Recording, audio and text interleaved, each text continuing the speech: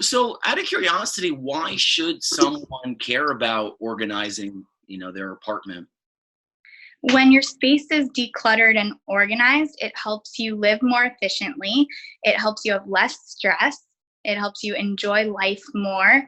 The energy in your home is changed, and you can find everything you need. You are on time more.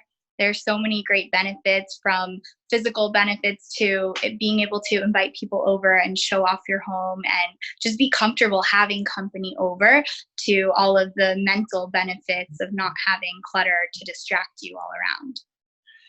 That's amazing. And over the past 7, 8 weeks, I've been cleaning and organizing, and I can attest to that and testify to that. That I feel better. The home looks better, and I've gotten rid of some things. So I agree with you wholeheartedly.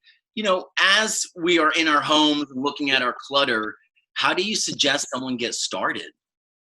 I would say think about what room is bothering you the most and start there.